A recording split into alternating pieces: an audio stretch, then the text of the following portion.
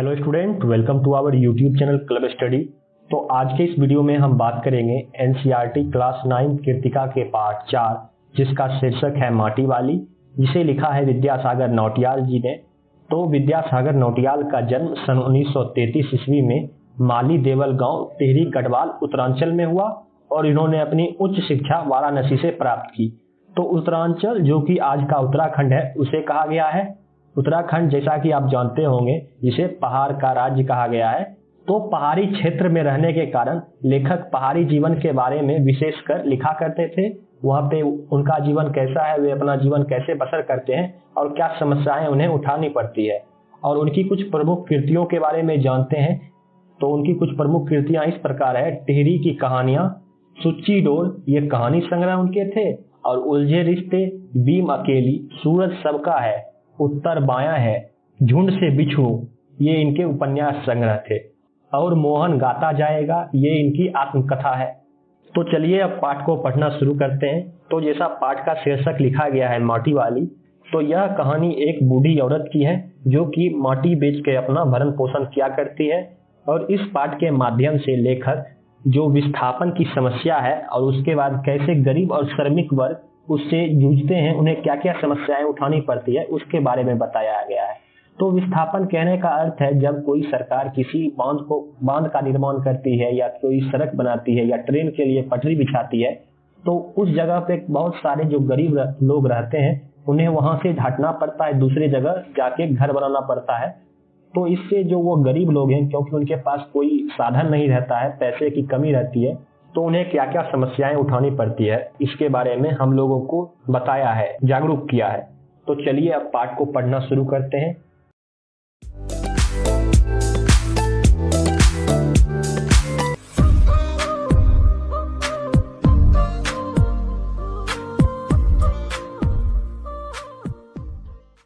शहर के सेमल का तप्पर मोहल्ले की और बने आखिरी घर की खोली में पहुंचकर उसने दोनों हाथों की मदद से अपने सिर पर धरा बोझा नीचे उतारा। मिट्टी से भरा एक कंटर माटी वाली। तो कह रहे हैं तप्पर मोहल्ले में एक आखिरी घर में जाकर उस औरत ने अपने सिर पे रखा जो बोझा है उसको नीचे रखा, जो कि एक कंटर है, उसका नाम माटी वाली है। तो बोझा उसे कहते हैं जब आप अपने सर पर किसी सामान को लेके चलते हैं तो उसे बोझा कहा जाता है। और कंटर जो है यह कनस्तर है जो कोई एक लोहे का बर्तन है, और उस जो औरत ने अपने सिर पे वो बोझा रखी थी उसको रखी, तो इसका नाम ही माटी वाली है। टिहरी शहर में शायद ऐसा कोई घर नहीं होगा जिसे वह न जानती हो या जहां उसे न जानते हो। तो जिस शहर में वह रहती थी उसका नाम टिहरी है, और वहां के जितने भी निवासी हैं उसको यह जानती थी, और जितने भी वहां के लोग थे वे भी इस माटी वाली को जाना करते थे। तो जानते हैं क्यों जानते थे? घर के कुल निवासी बरसों से वहां रहते आ रहे किराएदार, उनके बच्चे तलक घर घर में लाल मिट्टी देते रहने के उस काम को करने वाली वह अकेली है। तो लोग उसे इसलिए जानते थे कि उसका जो काम था लाल मिट्टी लाके सभी के घर में पहुंचाना। इस कारण से जितने भी वहां पे लोग रहते थे बरसों से, या चाहे जो किराएदार रहने आ रहे हैं वे भी और उनके बच्चे तलक सभी इनको पहचाना करते थे, क्योंकि इसके अलावे कोई भी मिट्टी का काम वह नहीं करता था, उसका कोई प्रतिद्वंदी नहीं था, और इसके अलावे कोई यह काम करता नहीं था। तो सभी इसी के भरोसे मिट्टी का काम लिया करते थे। उसके बगैर तो लगता है कि टिहरी शहर में कोई एक घर में चूल्हे का जलना तक मुश्किल हो जाएगा। और कह रहे हैं अगर वह माटी वाली नहीं रहेगी तो टिहरी शहर में जितने भी घर के चूल्हे जल रहे हैं, खाना बनता है, वह बनना बंद हो जाएगा। वह ना रहे तो लोगों के सामने रसोई और भोजन कर लेने के बाद अपने चूल्हे चौके की लिपाई करने की समस्या पैदा हो जाएगी। तो यहाँ पे लेखक बता रहे हैं जब कभी भी आप गांव के इलाके में जाएंगे और मिट्टी का जो चूल्हा देखेंगे बना हुआ, तो उसमें खाना बनाने के बाद उसको मिट्टी से उसकी लिपाई पोताई की जाती है ताकि वह ज्यादा दिन तक चल सके। और कह रहे हैं अगर वह औरत सभी के यहाँ अगर मिट्टी लाल मिट्टी नहीं पहुंचाएगी तो लोग अपने चूल्हे की लिपाई पोताई नहीं कर पाएंगे, और इस कारण उस घर में खाना बनना भी बंद हो जाएगा। घर में साफ लाल मिट्टी तो हर हालत में मौजूद रहनी चाहिए। चूल्हे चौके को लीपने के अलावे साल 2 साल में मकान के कमरों दीवारों की गोबरी लिपाई करने के लिए भी लाल मिट्टी की जरूरत पड़ती रहती है। और कह रहे हैं कि चूल्हे चौके के अलावे भी उस लाल मिट्टी की जरूरत जब कभी घर में कमरे में उसकी लिपाई करनी रहती है तो उसके लिए भी लाल मिट्टी की जरूरत पड़ती रहती है। तो जब कभी आप मिट्टी का कहीं घर देखेंगे तो साल 2 साल में फिर से उस पे मिट्टी की एक परत चढ़ा दी जाती है जिससे कि वह घर ज्यादा दिनों तक चल पाए। शहर के अंदर कहीं माटा खान है नहीं और उस शहर में कोई कहीं भी माटा खान जो मिट्टी का खान है वह था नहीं। इसी कारण लोग और कुछ कर भी नहीं सकते थे उस माटी वाली के अलावे। भागीरथी और भिलांगना 2 नदी के तटों पर बसे हुए शहर की मिट्टी इस कदर रेतीली है कि उससे चूल्हे की लिपाई का काम नहीं किया जा सकता। तो कह रहे हैं कि वहां लाल मिट्टी के अलावे कोई जो और मिट्टी है उसका उपयोग इसलिए नहीं किया जा सकता क्योंकि वहां पे भागीरथी और भिलांगना 2 नदी बहती है जिस कारण वहां की मिट्टी बहुत ही रेतीली है और उस मिट्टी से कोई भी अपने घर के चूल्हे की लिपाई नहीं कर सकते थे। आने वाले नए नए किराएदार भी एक बार अपने घर के आंगन में उसे देख लेते हैं तो अपने आप मिट्टी वाली के ग्राहक बन जाते हैं।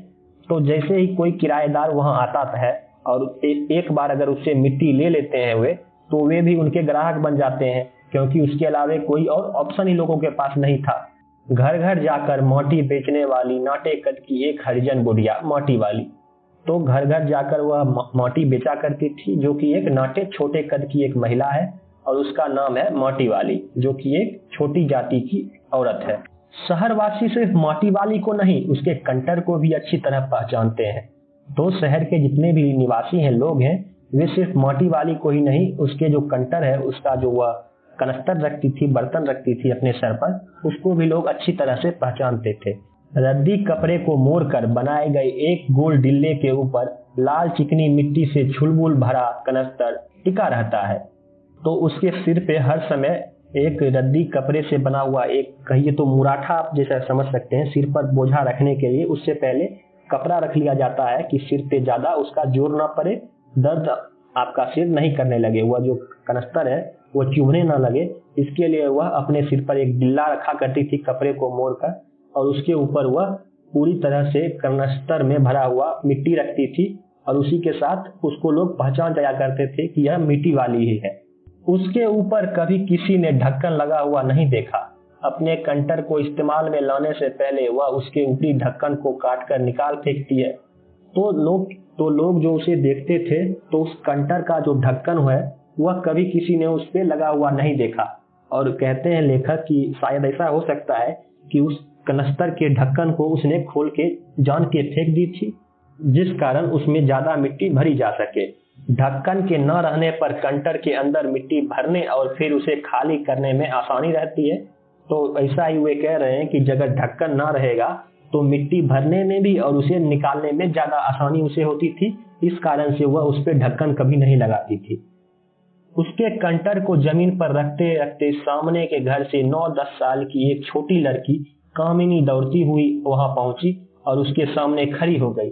तो जैसे ही वह बूढ़ी औरत अपने सिर पे वह जो कनस्तर लेके चल रही थी उसको जैसे ही नीचे रखी तभी एक 9-10 साल की लड़की जिसका नाम कामिनी है वह दौड़ते दौड़ते अपने आंगन से घर से आई और उसके सामने आके क्या बोलती है जल्दी जानते हैं। मेरी माँ ने कहा है जरा हमारे यहाँ भी आ जाना, अभी आती हूँ। तो वह लड़की बोलती है माटी वाली से कि आपको मेरी माँ ने बुलाया है। तो माटी वाली कहती है अभी मैं आ रही हूँ।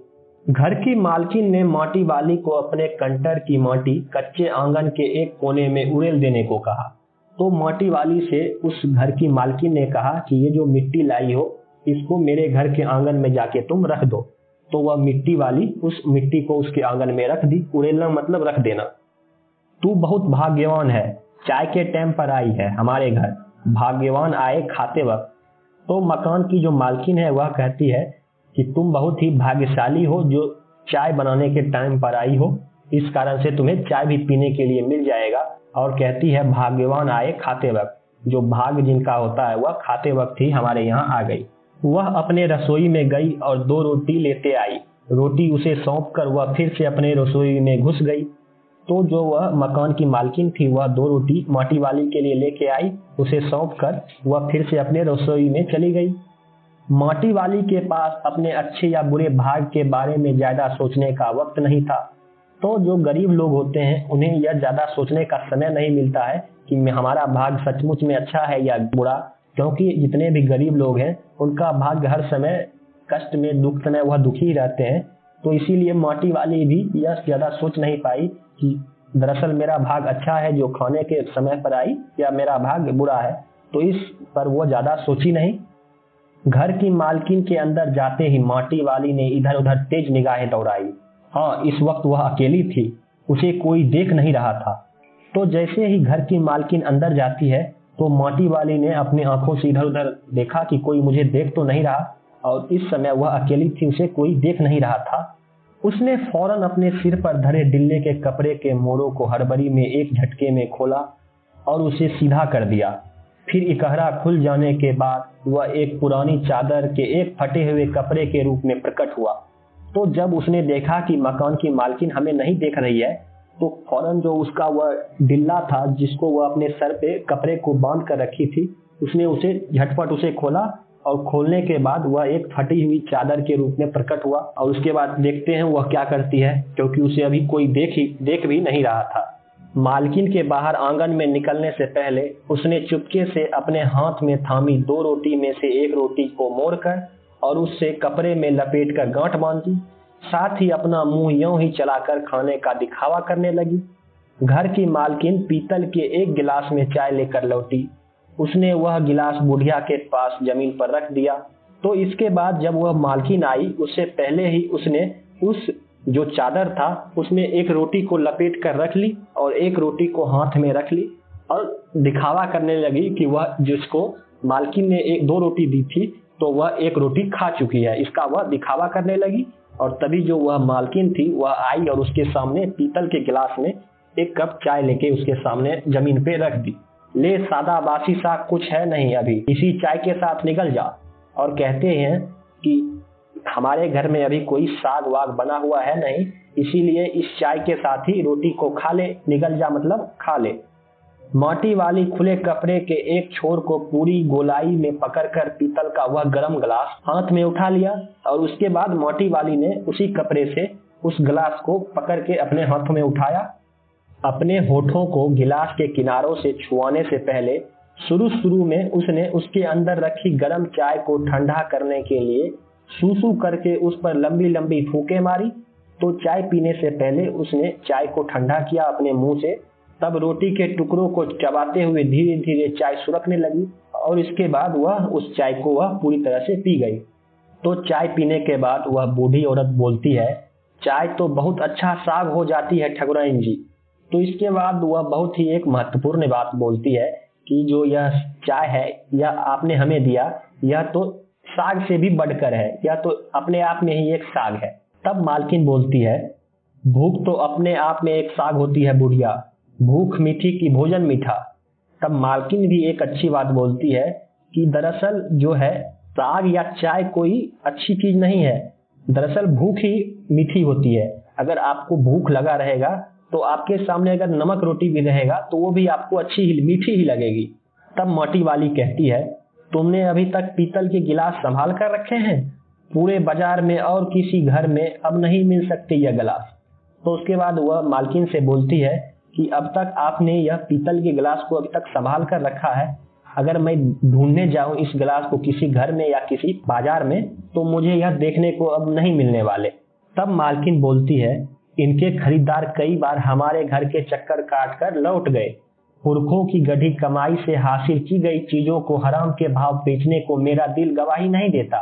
हमें क्या मालूम कैसी तंगी के दिनों में अपनी जीभ पर कोई स्वादिष्ट चटपटी चीज रखने के बजाय मन मसोर कर 2-2 पैसे जमा करते रहने के बाद खरीदे होंगे उन्होंने ये तमाम चीजें जिनके हमारे लोगों की नजरों में अब कोई कीमत नहीं रह गई है। तब मालकिन बोलती है कि इस जो पीतल के गिलास है या बर्तन है, इसे लेने के लिए बहुत सारे लोग हमारे पास आए, लेकिन मेरा यह मन नहीं करता कि इन चीजों को मैं बेच दूं।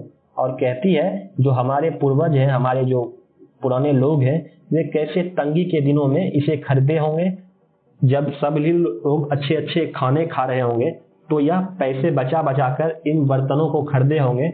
तो इस बारे में कोई नहीं सोच पाता है। बाजार जाकर पीतल का भाव पूछो जरा, दाम सुनकर दिमाग चकराने लगता है और ये व्यापारी हमारे घर से हराम के भाव इकट्ठा कर ले जाते हैं। तमाम बर्तन भांडे, कांसे के बर्तन भी गायब हो गए हैं सब घरों से। और कहती है कि जो यह हराम के भाव यह लोग ले जाते हैं इन बर्तनों को हमारे यहाँ से, लेकिन इसी बर्तन को जब आप बाजार में खरीदने जाएंगे तो काफी महंगे मिलते हैं। आप जब इसके दाम को सुनेंगे तो आप चौंक उठेंगे। और आजकल जो है कांच का बर्तन वो भी अब देखने को नहीं मिलता है। तब मालकिन बोलती है, इतनी लंबी बात नहीं सोचते बाकी लोग। अब जिस घर में जाओ वहां तो स्टील के भांडे दिखाई देते हैं या फिर कांच और चीनी मिट्टी के। और कहती हैं जो आजकल के लोग हैं वे अपने पूर्वजों के बारे में ज्यादा नहीं सोचते हैं। और अभी के दिनों में अगर आप किसी के घर में जाइएगा तो वहां या तो आपको स्टील के बर्तन, भांडे मतलब बर्तन, या कांच के या चीनी मिट्टी के ही देखने को मिलेंगे। और फिर मालकिन कहती है, अपनी चीजों का मोह बहुत बुरा होता है। मैं तो सोचकर पागल हो जाती हूँ कि अब इस उम्र में इस शहर को छोड़कर हम जाएंगे कहाँ। तो इसके बाद वह कहती है कि जब हम इस बर्तन के बारे में सोचते हैं, इसे बेचने के बारे में, तब तो हमारा दिमाग ही नहीं काम करता है, सोच ही नहीं पाते हैं। लेकिन अब तो हमें इस शहर को छोड़ के यहाँ से जाना है, तो यह सोच कर ही वे पागल हो रही है। तब बूढ़ी औरत वह माटी वाली बोलती है, ठाकुराइन जी, जो जमीन जायदाद के मालिक हैं वे तो कहीं ना कहीं ठिकाने पर जाएंगे ही, पर मैं सोचती हूँ मेरा क्या होगा, मेरी तरफ देखने वाला कोई भी नहीं। तो वह माटी वाली बहुत ही निराशा पूर्वक कहती है, जिनके पास जमीन जायदाद है वे यहाँ से हटेंगे तो कहीं और जाके शरण ले लेंगे, घर बना लेंगे। लेकिन मैं जब अपने बारे में सोचती हूँ तो मुझे तो कुछ समझ ही नहीं आता कि मेरे देखभाल करने वाला तो यहाँ कोई है नहीं, तो मैं कैसे रहूंगी। चाय खत्म कर माटी वाली ने एक हाथ में अपना कपड़ा उठाया, दूसरे में खाली कंठ और खोली के बाहर निकलकर सामने की घर में चली गई। तो इसके बाद उसने चाय को खत्म किया और उसके बाद उस घर से निकलकर वह आगे की ओर चल गई। उस घर में भी कल हर हालत में मिट्टी ले आने के आदेश के साथ उसे 2 रोटी मिल गई। और जब वह दूसरे घर में गई तो वहां पे भी उस घर की मालकिन ने कहा कि कल तुम हमारे यहाँ भी मिट्टी लेके आना, और इससे उसे वहां भी 2 रोटी मिल गई। तो अब उसके पास कुल 3 रोटियां हो गई हैं। उन्हें भी उसने अपने कपड़े के एक दूसरे छोर में बांध लिया, तो वहां से भी जो उसे रोटी मिली उसको भी उसने कपड़े में बांध लिया। लोग जाने तो जाने कि वह रोटी अपने बूढ़े के लिए ले जा रही है, तो लोगों को यह पता ही नहीं था कि वे जो रोटी लेके जा रही है वह अपने पति के लिए, बूढ़े के लिए लेके जा रही है। उसके घर पहुंचते ही आसक्त बूढ़ा कातर नजरों से उसकी ओर देखने लगता है। तो जैसे ही वह माटी वाली घर पहुंचती है तो वह आसक्त, जो कि वह बहुत ही, उसका जो पति है बहुत ही बीमार रहता था, वो उसे बहुत ही आशापूर्वक देखने लगता है। वह घर में रसोई बनाने का इंतजार करने लगता है। और उसके बाद जैसे ही वह माटी वाली आती है तो उसका जो पति है वह इंतजार करने लगता है कि अब हमें खाना खाने को मिलेगा, क्योंकि वह खुद से कोई काम नहीं कर सकता है। इसीलिए माटी वाली को ही अपना और अपने पति का भोजन बनाना पड़ता है, उस सब कुछ उसे ही करना पड़ता है। आज वह घर पहुंचते ही 3 रोटियां अपने बूढ़े के हवाले कर देगी। रोटियों को देखते ही चेहरा खिल उठेगा बूढ़े का। तो वह जैसे ही रास्ते में चलती जा रही थी तो वह सोच रही थी कि आज मैं बूढ़े को 3 रोटियां दूंगा, जिससे कि मेरा पति बहुत ही प्रसन्न हो जाएगा। तो यह सोचते सोचते वह जा रही थी और सोचती है साथ में ऐसा भी बोल देगी, साग तो कुछ है नहीं अभी, और तब उसे जवाब सुनाई देगा, भूख मीठा की भोजन मीठा। तो यह सोच रही है कि उस रोटी को लेके जब वह उसके सामने देगी और उसके बाद कहेगी कि इसके साथ खाने के लिए कुछ साग हमें मिला नहीं, तो जैसा कि उस मालकिन ने कहा था कि भूख मीठा की भोजन मीठा, तो वैसे उसके पति भी बोलेंगे कि ज्यादा मीठी भूख होती है, साग नहीं भी है तो कोई दिक्कत नहीं। उसका गांव शहर के इतने पास भी नहीं, कितना ही तेज चलो फिर भी घर पहुंचने में 1 घंटा तो लग ही जाता है। तो माटी वाली अगर कितना भी जल्दी चाहे अपने घर पहुंच जाए और उस बूढ़े को रोटी खिलाए, लेकिन उसका घर बहुत दूर है, इसीलिए कितना भी वह तेज चलेगी तो उसे घर पहुंचने में रोज 1 घंटा लग ही जाता था। रोज सुबह निकल जाती वह अपने घर से, पूरे दिन माटा खान से मिट्टी खोदना, फिर विभिन्न स्थानों पर फैले घरों तक उसे पहुंचाना। तो उसका डेली का यह काम था कि रोज सुबह उसे जल्दी उठना पड़ता है और उसके बाद वह माटा खान जाती है और वहां से मिट्टी खोद खोद कर सभी के घर तक पहुंचाती है। उसके कारण उसे कुछ रुपये, चंद रुपये मिला करते हैं। उसका यही डेली का काम था। घर पहुंचने से पहले रात घिरने लगती है, तो जब तक वह इस काम को करके घर लौटती उस समय तक शाम का समय हो जाता है और रात घिरने लगती है। उसके पास अपना कोई खेत नहीं, जमीन का एक भी टुकड़ा नहीं, और उस माटी वाली के पास कोई भी अपना जमीन नहीं है, कोई भी ऐसा टुकड़ा नहीं है जहां पर वह खेती कर सके। झोपड़ी जिसमें वह गुजारा करती है गांव के एक ठाकुर की जमीन पर खड़ी है, और जहां पे वह अभी अपना झोपड़ी बनाए हुई है वह भी एक ठाकुर जी हैं जिनकी जमीन पर वे रह रही है। उसकी जमीन पर रहने की एवज में उस भले आदमी के घर पर भी माटी वाली को कई तरह के कामों की बेगारी करनी होती है। तो जैसा कि उसका घर ठाकुर जो एक जमींदार है उसके यहाँ है, तो इस कारण से भी मजबूरी बस उसे उस ठाकुर का काम करना पड़ता है। तब माटी वाली सोचती है, नहीं, आज वह एक गठरी में बदल गए अपने बूढ़े को कोरी रोटियां नहीं देगी। तो इसके बाद वह सोचती है जो उसे रोटियां मिली थी और उसने गठरी में बांध दिया था, जिस कारण से वह रोटी अब सूख गई थी और गठरी के शकल में आ गई थी, तो वह वैसी रोटी अपने बूढ़े को खाने के लिए नहीं देगी। माटी बेचने से हुई आमदनी से उसने एक पाव प्याज खरीद लिया। प्याज को कूट कर वह उसे जल्दी जल्दी तल देगी, और उसके बाद कहती है कि जो उसे पैसे मिले हैं माटी बेचने के बाद, उसका वह पाव भर जो 250 ग्राम प्याज खरीद ली है और उसे वह कूट कर अच्छे से काट कर उसे तेल में तल कर उसके सामने, बूढ़े के सामने उसे आज वह खाने को देगी। बूढ़े को पहले रोटी दिखाएगी ही नहीं, सब्जी तैयार होकर ही परोस देगी उसके सामने 2 रोटियां, और इसके बाद कहती है कि पहले बूढ़े को जो उसका पति है उसके सामने वह रोटी नहीं दिखाएगी, जिससे कि बाद में जब उसके सामने वह खाना परोसेगी तो वह बहुत ही ज्यादा प्रसन्न हो जाएगा जब सब्जी के साथ उसे रोटी खाने को मिलेगी। तो यहाँ से आप समझ सकते हैं कि जो गरीब लोग होते हैं उन्हें छोटी छोटी चीजों में भी खुशियां ढूंढनी पड़ती है, और आप लोग हैं जो कि आपके पास सब कुछ होगा, फिर भी अगर आपको कोई 1 घंटे के लिए मोबाइल आपसे छीन ले तो आप कितना बेचैन हो जाते हैं। अब वह 2 रोटियां भी नहीं खा सकता, एक ही रोटी खा पाएगा या हद से हद 1.5। अब उसे ज्यादा नहीं बचता, बाकी बची रोटियों से माटी वाली अपना काम चला लेगी, और वह सोचती है कि जो मेरा पति है वह बहुत से बहुत 2 रोटी खाएगा या 1.5 रोटी खा पाएगा, और जो रोटी बच जाएगी उसे मैं खा लूंगी, और उसे ज्यादा पचता भी नहीं है, इस कारण से वह जो रोटी बचेगी उसे मैं खा लूंगी। एक रोटी तो उसके पेट में पहले ही जमा हो चुकी है। मन में यह सब सोचती हिसाब लगाती वह अपने घर पहुंच गई, और सोचती है कि पहले से ही वह 1 रोटी खा चुकी है और 1.5 रोटी अगर वह खा लेगी तो उसका पेट भर जाएगा। तो यह सब सोचते सोचते वह अपने घर पहुंचती है। उसके बूढ़े को अब रोटी की कोई जरूरत नहीं रह गई थी। माटी वाली के पांव की आहट सुनकर हमेशा की तरह आज वह चौंका नहीं। उसने अपनी नजरें उसकी ओर नहीं घुमाई। घबराई हुई माटी वाली ने उसे छूकर देखा, वह अपनी माटी को छोड़कर जा चुका था। तो यहाँ पर आप देख सकते हैं कि वह जो बूढ़ा पति है उसका, वह अब इस दुनिया में नहीं रहा, वह इस दुनिया को छोड़कर अपने माटी को, अपनी जगह को छोड़कर जा चुका था। टिहरी बांध पुनर्वास के साहब ने उससे पूछा कि वह रहती कहाँ है। तो टिहरी जो बांध बन रहा था उसके एक अफसर ने उस माटी वाली से पूछा कि आप कहाँ पे रहती हैं। तो पुनर्वास जो साहब थे, अगर उसे पता लगता कि इसका जो घर है इसके बारे में वह जब उसे जानकारी देती तो इसके लिए वह उसे दूसरा जमीन मुहैया कराती, लेकिन इसके पास तो खुद का कोई जमीन था नहीं, इस कारण से यह कुछ अपने जमीन के बारे में उसे बता भी नहीं पा रही थी, और जिस कारण इसका कोई दूसरा घर बन भी नहीं पाएगा। तुम तहसील से अपने घर का प्रमाण पत्र ले आना। और जो वह साहब है वह माटी वाली से कहते हैं कि तहसील से जाओ और तुम अपने घर का जो पेपर कागजात है वह लेके आओ। मेरी जिगनी तो इस शहर के तमाम घरों में माटी देते गुजर गई साहब। और उस माटी वाली ने कहा कि हमारा जीवन तो इस शहर में तमाम घरों में सिर्फ माटी देने में ही गुजर गया, माटी कहाँ से लेती हो। और तब वह साहब, पुनर्वास के साहब पूछते हैं कि तुम जो यह माटी लेती हो यह कहाँ से लेती हो। माटा खान से लेती हूँ माटी।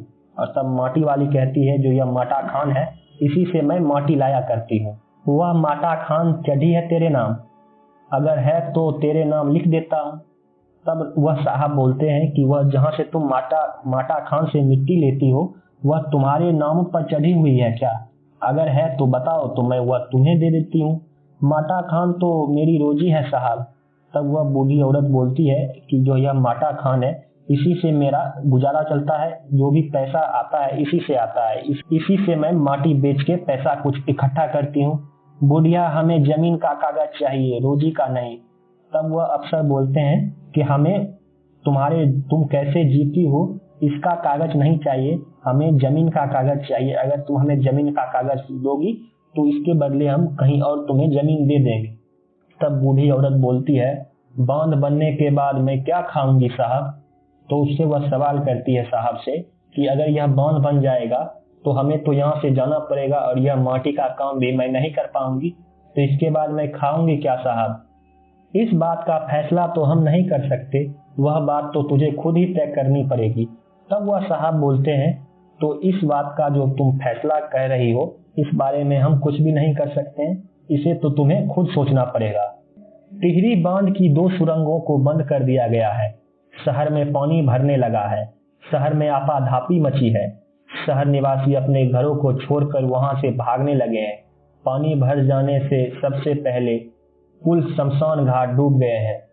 तो इसके बाद जो वह बूढ़ी औरत थी वह अपना कागज नहीं दे पाई और उसके बाद जो वह बांध था उसे बंद किया गया और जिस कारण से उस शहर में पूरी तरह से पानी भरने लगा, क्योंकि जो पानी है आगे की ओर नहीं जा रहा था और बांध के कारण वह पानी उस गांव में इकट्ठा होने लगा और एक एक करके शहर के जितने भी लोग थे वे वहां से भागने लगे और सबसे पहले जो शमशान घाट था वह पानी में डूब गया। माटी वाली अपनी झोपड़ी के बाहर बैठी है, गांव के हर आने जाने वाले से एक ही बात कहती जा रही है, गरीब आदमी का शमशान नहीं उजरना चाहिए। तो इसके बाद वह बहुत ही दुखी मन से कहती है कि भले ही कुछ भी उजड़ जाए, जो गरीब आदमी का शमशान है, शमशान क्योंकि जो गरीब आदमी अपने घर में रहते हैं वह एक शमशान के माफिक भी रहता है, उसमें आप उसे घर नहीं कह सकते हैं। जैसा शमशान का हालत रहता है वैसी ही एक गरीब आदमी का घर रहता है। तो कम से कम जो सरकार है उसे कम से कम गरीब आदमी का शमशान तो कम से कम नहीं ही उजाड़ना चाहिए। तो यह जितने भी वहां से लोग गुजर रहे हैं उससे वह आग्रह कर रही है कि उसे कुछ मदद दे दिया जाए, लेकिन सभी लोग इसकी कोई मदद नहीं कर रहे हैं। तो स्टूडेंट यहाँ पे हमारा यह कहानी खत्म हुआ। तो आप अब तक जरूर समझ गए होंगे कि लेखक हमसे कहना क्या चाह रहे हैं। विस्थापन के बाद क्या समस्याएं लोगों को उठानी पड़ती है। लोग तो चाहते हैं कि अच्छी सड़क बन जाए, अच्छा रेलवे नेटवर्क हो, अच्छी अच्छी बांधें हो, लेकिन इस कारण से कितने श्रमिक और कितने गरीब लोग तकलीफ उठाते हैं। इस पाठ के माध्यम से हमें लगता है कि आप सब कुछ समझ गए होंगे और कैसे गरीब लोगों को तकलीफ उठानी पड़ती है छोटे छोटे चीजों में, कैसे 2 रोटी के लिए वह इतना सोचते हैं, यह सब भी आप समझ पा रहे होंगे। तो चलिए, यह पाठ आपको कैसा लगा इसके बारे में आप हमें कमेंट करके बताएं। अगर वीडियो अच्छी लगी हो तो कृपया इसे लाइक करें। तो अगर आपके किन्हीं दोस्तों को इस पाठ को अच्छी तरह से समझना है तो उनके बीच आप इस वीडियो को शेयर जरूर करें और हमारे चैनल को आप सब्सक्राइब करें ताकि आने वाले पाठों को भी इसी तरह से आप रोमांचक तरीके से समझ सकें। इस हिंदी के हम पूरे पाठ को आपके बीच प्रस्तुत करेंगे। जय हिंद, जय भारत।